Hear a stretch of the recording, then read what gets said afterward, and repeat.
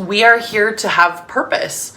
And that's really what this movie is trying to share with us at the end, that we are here to be able to both find and create meaning for ourselves and possibly even be helpful with the people around us in that as well. And so, you know, for Women's History Month, this really is the perfect film. If you're just needing to feel a little bit empowerment, needing to feel some emotional processing, just needing to feel entertained, just needing to see some pink, sit down and spend 2 hours with this film. You will feel better afterwards. Hopefully you'll feel a little more seen and a little more heard, because I do feel like this film did that for a lot of females, not just feeling empowered, but just feeling seen and heard. We cannot heal until our stories are shared. Oh, yeah. And so Barbie, I feel like, did a good job of trying to share the collective story that is women, so that stories we can of healing. Healing, exactly. So yeah. Oh, I love this movie. I will watch it on repeat for the rest of my life. I love Barbie.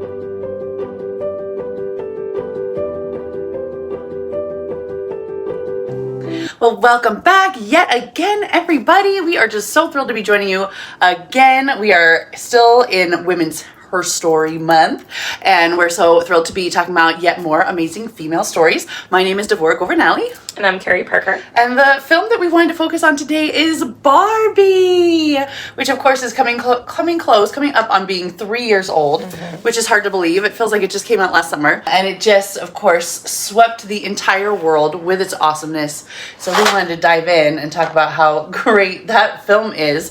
I love like some of the behind the scenes things with this story. One of my favorites is that literally Barbie like bought out all the pink paint in the whole world. There was like a literal pink paint shortage.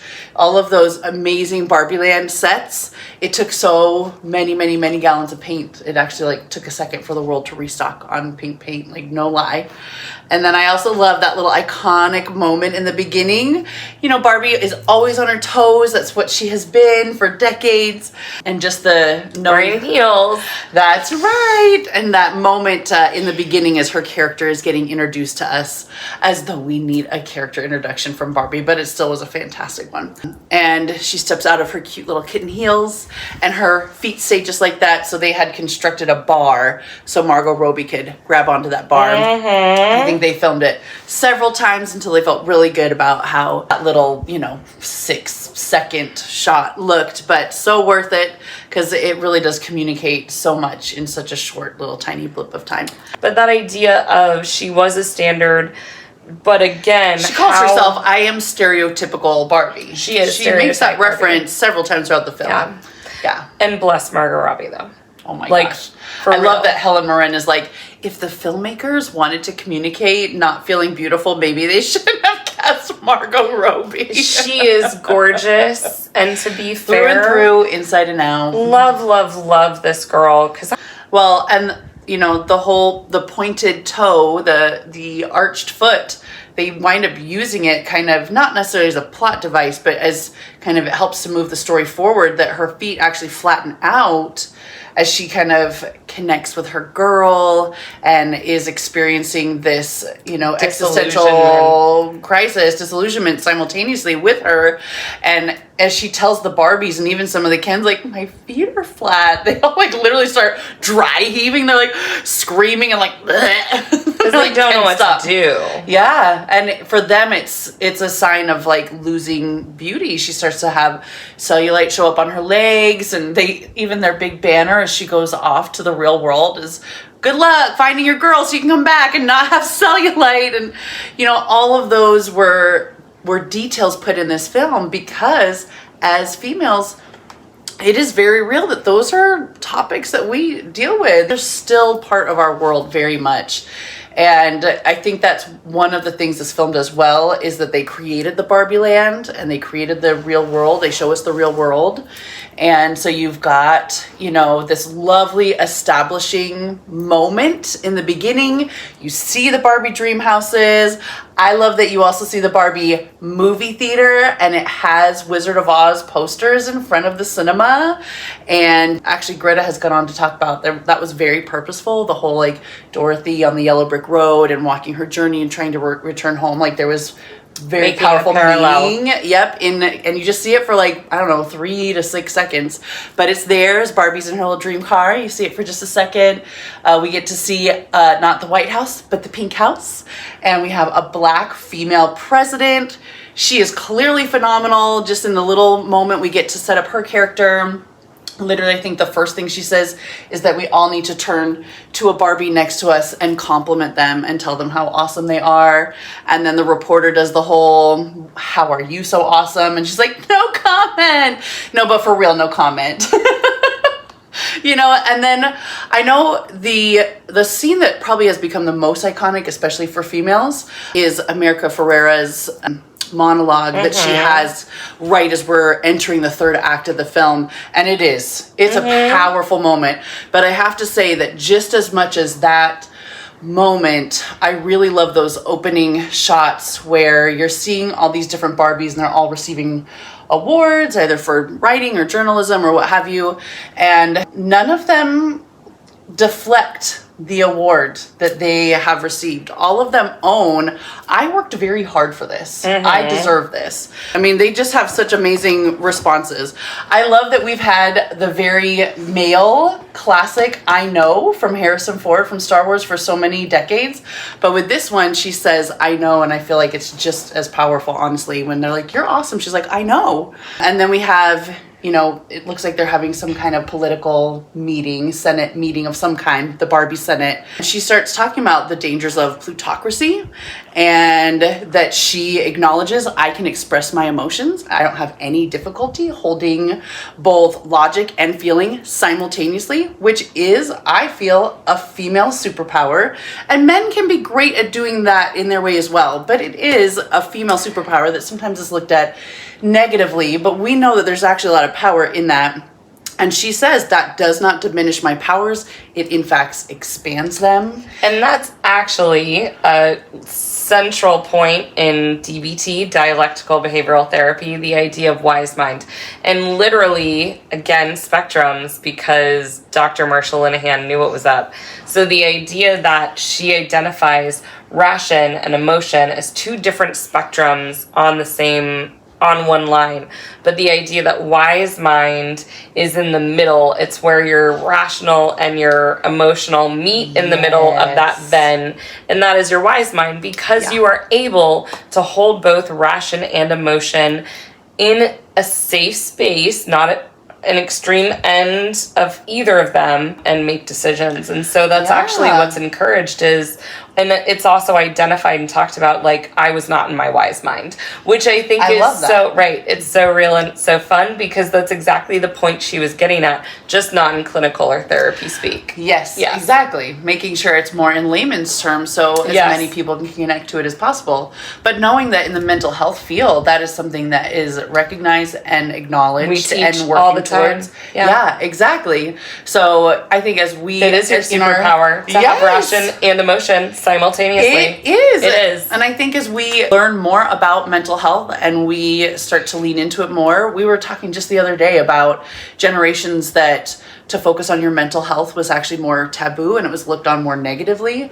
I appreciate that we're entering generations that embrace trying to care for our mental health more. So I do hope that moments like what we see in this opening, you know, setup of this world and of this film, we'll just keep embracing that. Just the way you guys are as awesome mental health workers. Yes. But yeah, we get a whole... the world. I know, right? So of course we get all the Barbies. Then of course we get all the Kens. And Helen Mirren in her awesome narrator voice is talking to us about Barbie is happy every day, but Ken is only happy when Barbie's paying attention to him. And, you know, I've heard a lot of interpretations of what we see in the Barbie land and kind of what happens when they go to the real world and come back. And like any art form, you get to kind of interpret it for what feels right for you. That's kind of the beauty of art. It does seem like one of the intentions of Miss Greta was to try to show what it's like for women by showing the role reversal. It also has a little flavor of the Lego movie in it to me, because a lot of the verbiage feels like when you watch your kids, like for me, like I've watched my nieces and nephews play toys, play dolls a lot. And it feels like the way that the dialogue goes, because it's coming from a young mind at that stage of development. Yeah. When Ken is like, Barbie, watch me beach. Barbie, watch me swim. It feels so much like when my little nieces are like, Aunt Devora, watch me do this. And if I take my eyes off for a second, they're like, no, watch me. Stop. Yes. You have to keep looking. You know, the scene feels very much like that, like children playing with these dolls. Barbie as an entity has been a double-edged sword throughout history. They embrace that in this film so well. It is. They embrace it very well, and I think that's also the very like intentional world build part where it's like it's childlike because she is supposed to be just a child's toy. She's just supposed to be a representation of who you can be when you grow up, which is why Barbie Land is all women and women doing everything the whole entire time, right? There's a female president because you can be a president. There are no rules saying that you as a female can be a president, so gosh dang it, you will be a president if you want to be a president. And that's the best thing about it. There was astronaut Barbie, like Barbie as a toy, and Doctors, Mattel lawyers, have everything. made sure that Barbie has been representing for women For across the time span. Yeah. She was going to be all these things. All the things. And it was great. She was going to be a vet. Like, literally anything you could dream up being as a girl, Barbie represented. And that's why I think they did do a good job with how do we bring Barbie to life in a non-animated form and create this world, and I think they did great. Well, they even had an ad campaign, because of course we get all the trailers as you're starting to lead up and trying to rev up that excitement for a film. And I do remember one of their biggest pushes was, if you love Barbie, this movie's for you. If you hate Barbie, this movie's for you. There was a whole series of trailers that came out like that. Yeah. And you've got the whole scene where she thinks that her girl is the young girl, the tween. So when she finally does locate her in the real world, she gets a barrage. She gets a little bit of a warning from the pier, and she's like, oh, it's fine. And up until that moment, she has truly believed, she says, we have made the world perfect for women. Yeah. Women get to be happy and powerful because of Barbie. Yep. And that is the moment where it finally clicks for her. That was the intention. But to hear these words from this teenage female mouth, I mean, we talk about, you know, when you are living in a certain reality, you have a certain perception. When that reality gets shattered, you have to go through a processing as you adjust to essentially a new reality. That literal bubble pop. Yes, and that's what Barbie has to do. And she tries to hold it in, she turns and she starts walking, and then before you know it, she's just running and crying. She even tells Mattel, I had one tear and then so many more came. Which again, how many females can associate with that? It's like on Wreck-It Ralph, and she's like, stop crying, and she's like, I'm trying, I can't. Too often, guys. Too often. But you know, we do shine a light on the body image issues, the capitalism issues. So there is an acknowledgement, and this is like Mattel is part of producing this film, that there is so much good that Barbie has done existing in the world, but it has not been without its challenges and its issues. Obviously, but the idea that Barbie has persevered through decades, because in the toy world and industry, obviously we see flash trends of this toy is the hottest toy and this toy is the hottest, and then, but they're in the dumpster and in Goodwill before the end of the year, right? And they are not the hottest toy more than 1 year in a row. Whereas Barbie has continually been on that list. And it's because of the representation. But She's such a style icon. I really love, like, as a costume designer, there was so much I loved about this film. But as a costume designer, just to see, they even make sure to kind of highlight when Ken turns Barbie's dream house into the Mojo Dojo Casa house. The daughter's like, you don't have to say all those words. You're literally saying the same word 4 different times in a row. But of course, we have kind of that iconic cliche scene that you have when there's the breakup and the person in the house is throwing the belongings of the other out of the house. So we get that moment, but it's with all of Barbie's clothes. She's like, not the palazzo pants. And they each get thrown out of the house, but before they land on the ground, they like spread out with their little logo of what it is. So we get this little mini fashion show. Because you used to have to buy Barbie's outfits separately, yes, by the way. They were little packages. In the little package with the little labels. Mom, can I have that one? The fashion trends were always you could represented. buy the little fashion closet and with the little Barbie hangers and hang it up in there. Like the fact that the musical number where they pit the Kens against each other. Gosh, guys, the brilliance of that. The battle, the props, the set, the scenery, everything. And again, felt like kids playing. Absolutely, it like was boy kids playing. Again, very Lego movie, very like our wildest toy dreams from childhood come true. Of we are having epic Ken battle, guys. Will Ferrell in the back going, they shouldn't have any weapons. They shouldn't have weapons.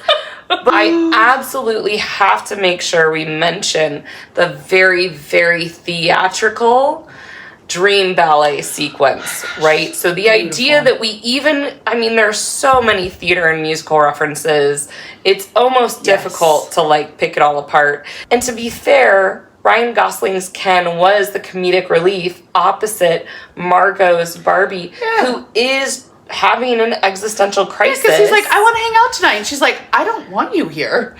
And he's like, well, I need to hang out. We're Barbie and Ken. He was like, I can sleep over. What? Yeah, she's like, to do what? And he's like, I don't really know. I don't actually know. Which is also, again, the most wholesome and endearing concept. Because little kids playing. As kids playing, are like, okay, they're in love. Well, but she does. She looks at him. She's like, look, we don't have to be Barbie and Ken. Right. We can be Barbie and Ken. Right. And it's a really great example of the only way to get to a healthy relationship, whatever that looks like for you, does need to be first step that you get healthy with yourself as an individual. Otherwise, you'll never, not that those two are ever destined to be together, because she very clearly states, I don't want this. But for him, he needs to get to a healthy space within himself before he can have any relationship with a partner. Like we need purpose. Humans as creatures need a purpose.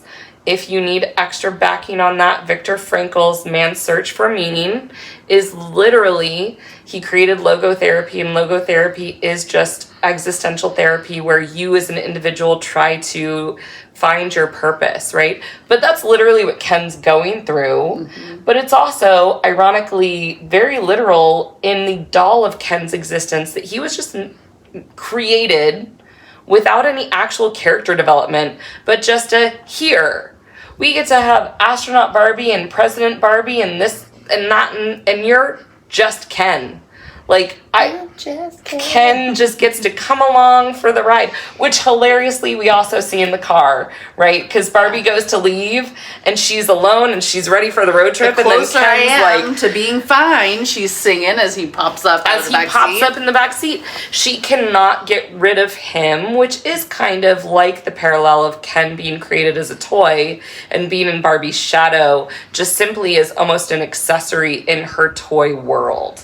Yeah. Well, and I love that because he's had those experiences. You know, you see all these moments where he looks at her longing. But it's just not what's right for her. So, of course, because he's been through all that, once he goes to the real world and sees what he sees of patriarchy, he is very drawn to it. Because when he's been pushed down, being able to get elevated, even in not very healthy ways. In fact, he looks at just a random like passerby at one point. He's like, you guys aren't doing patriarchy very well. And the guy's like, well, actually we are. We're just getting better at hiding it. Which I was like, oh, that line. Denying it. Oh, that line. Yeah. Wow, that she put that line in there. Very much so. So yeah, he wants to just bring that right back to Barbie Land so he can, feel more empowered than he's been feeling when he's shut down over and over and over and over again. And again, this is Greta putting a really lovely magnifying glass on a lot of the things that people do experience. Right. But yeah, I'm just Ken. I am so grateful it made it in there But even after they finished filming it, the producers tried to get it cut. So we're just so grateful it was made and it stayed in, which is so good. There's actually one other scene that's very similar to that. It's very small, very short, but it's one that I'm so grateful. It was on the chopping block, and Greta said, if we cut this scene, I literally don't know why we're making this movie. So after they've had their first little foray through the real world, they show up. They're in, honestly, costumes that I remember. Like, I remember seeing those costumes in the store. Those outfits for Barbie. Like, that was the gym wear of the late 80s. It was. But of course, it's all very neon and very retro and very, like, distinct. So she's getting a lot of attention. He's getting a lot of attention. And I really love her line. She's like, what is this feeling? I'm feeling conscious of myself. And then of course she goes over thinking that she can rely on construction workers, because in her world that is a safe space. In our world it's the exact opposite. And she has a man literally haul off, and I mean the sound effect makes it sound like he slapped her bum so hard. And she did what any woman should be able to do in response, was that she immediately turns around and punches him in the face. And I'm not here to promote violence, but I will say the words out loud. A woman should be allowed to do that if she is smacked like that on the bum. It should be considered self-defense after sexual assault. Yes. But what happens? She's the one arrested. Yep. So she's arrested, and they go through their whole series of events. They get out. She realizes, we need new clothes. I don't keep getting smacked on the bum. She puts on an even more ridiculous and awesome outfit. The pink curl cowgirl. So of course they're arrested again. Right.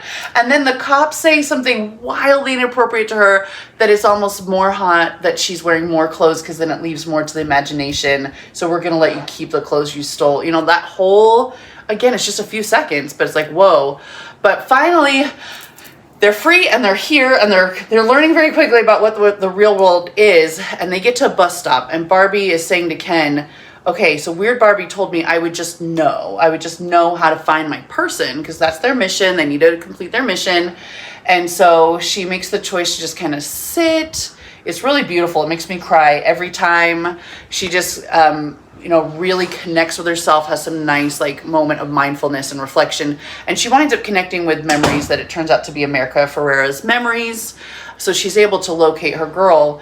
But right after that moment, she has her first tear ever, and she says that felt achy but good. And then she's looking around at the environment, and she's kind of really stopping and looking at the real world for the first time. And as she turns, she sees that there is an older woman sitting on the bench next to her. And the woman is, I'm pretty sure in real life, 86 years old. And Barbie looks right at her and she goes, oh my gosh, you are so beautiful. And I love that this woman in response looks right at her and goes, and I know it. Mm-hmm. And that's her response. And as a costume designer, I love that moment, because it's actually Oscar and Tony Award winning costume designer Anne Roth. So she's put a lot of body of work into the world, designing costumes literally for films and theater since the 60s. Like, she's amazing. And I will always appreciate Greta Garwig for choosing Anne Roth as the woman for that little moment.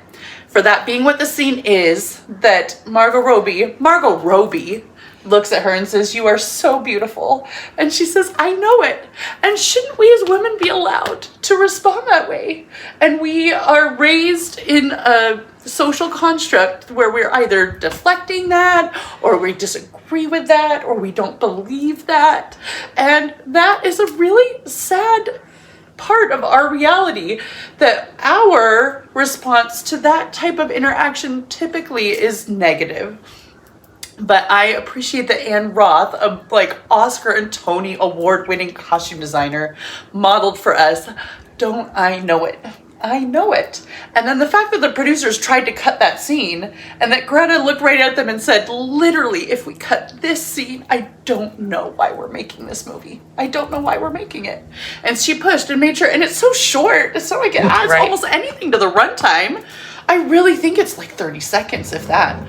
But that, that is also one of my favorite moments. For how small it is, it communicates so much about the female experience, that we all just want to feel beautiful, and we all just want to feel like it's okay that we're here and we're taking up space and we are contributing and we are doing good things. And it's okay to age. And it's okay to age. In the idea that she is sitting there in awe of a woman who has lived a full life. And then later we see Rhea Perlman. Yeah. And that's another moment. Ruth Handler. And so you get to meet it's an actress portraying the creator of Barbie. And we learn from her that, Barbie was created for her daughter. She wanted there to be something out there that existed for her daughter that modeled you can be anything you want to be. So, of course, Barbie becomes Barbara Handler at the end, just like the daughter in real life that Barbie was created for. And she goes to, her last line is that she's there for her gynecology appointment, which, of course, how much more woman can you be when you've got to take care of your female parts? The song that was sung was Matchbox 20. Yes. And I Want to Push You Around. Oh, right? At the end, yes. The idea of push you around. They're all on the beach and they're all serenading their girl. He even says, I'm going to sing at you. He doesn't say, I'm going to sing to you. He says, I'm going to sing at you. And there's so much vulnerability in them singing, and it sounds so personal, and it's, I want to push you around, which is so literal. It was such a great choice. It's also very acoustic, happy, so it made sense. So clever, though. The fact that she is the girl who played with the Barbies is also a very big statement, right? About the representation of Barbies and the extent of who Barbies touched, right? That they were worldwide phenomenon. So, that is the Barbie she pulls out of the box. We see her daughter in the memory of, she's got the Goodwill written on the box and all the Barbies sticking out. The Barbie she saved. Thank goodness, because then that Barbie saved her. Yeah. Barbie can save us too, you guys. Yay! Yes. Well, and I love as we get to the conclusion of this film, we have, Barbie's creator and Barbie, and they kind of have some of their final interactions, and Barbie says, I don't think my story is supposed to end, and that Ruth looks right at her and is like, was the whole point. Like, I made you so your story would literally never end, which is really a beautiful sentiment because she has been around for a good 50 plus years. And then of course it becomes, okay, so if you're not going to end and you're not going to stay in Barbie land and you've had these experiences that make it so that staying here is really not right for you, then what is right for you? What do you need to do? And she said, I don't want to be the thing that's played with anymore. I want to be part of the group of people who make meaning. And that's I think, again, like a double entendre for her, because we feel that as females, Barbie was intended for that, to be a part of the people who make meaning. And like you were just saying earlier, we are here to have purpose. And that's really what this movie is trying to share with us at the end, that we are here to be able to both find and create meaning for ourselves and possibly even be helpful with the people around us in that as well. And so, for Women's History Month, this really is the perfect film. If you're just needing to feel a little bit empowerment, needing to feel some emotional processing, just needing to feel entertained, just needing to see some pink, sit down and spend 2 hours with this film. You will feel better afterwards. You'll likely be like us and have a good little cry at one or more parts in the film. Hopefully you'll feel a little more seen and a little more heard, because I do feel like this film did that for a lot of females, not just feeling empowered, but just feeling seen and heard. And I know we talked about Hidden Figures for our first week of this month, and the actresses of that film have been quoted saying that we cannot heal until our stories are shared.